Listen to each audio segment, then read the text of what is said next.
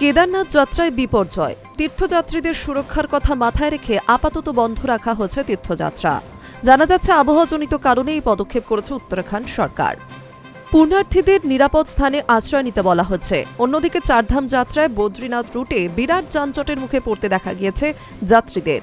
মাইলের পর মাইল সার বেঁধে দাঁড়িয়ে থাকতে দেখা গিয়েছে শতাধিক গাড়িকে। উত্তরাখণ্ড প্রশাসনের তরফে জানানো হয়েছে, রুদ্রপ্রয়াগ জেলা সহ রাজ্যের একাধিক অঞ্চলে নাগারে বৃষ্টি শুরু হয়েছে। ভারী বৃষ্টির জেরে কমলা সতর্কতা জারি করেছে আবহাওয়া দফতর। আগামী কয়েক ঘন্টায় অতি ভারী বৃষ্টির সতর্কতাও জারি করা হয়েছে।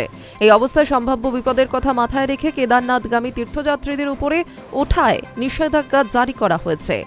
তীর্থযাত্রীদের বলা হয়েছে বিশ্রামাগারে আশ্রয় নেওয়ার জন্য।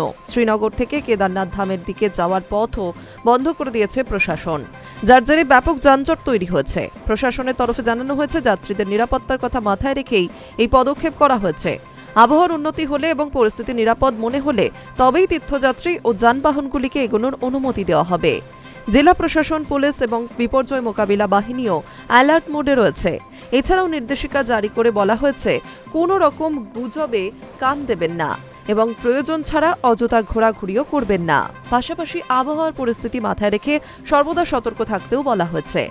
উল্লেখ্য, 19 এপ্রিল অক্ষয় তৃতীয়ার দিন শুরু হয়েছিল চারধাম যাত্রা।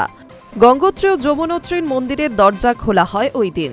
এরপর 22 এপ্রিল কেদারনাথ মন্দিরের দরজা খোলা হয়। তীর্থযাত্রা শুরু হওয়ার পর থেকেই শুধু কেদারনাথই নয়, বদ্রীনাথ, গঙ্গোত্রী ও যমুনোত্রী এই তিনটি পবিত্র তীর্থস্থানেও ভক্তদের ঢল নেমেছে।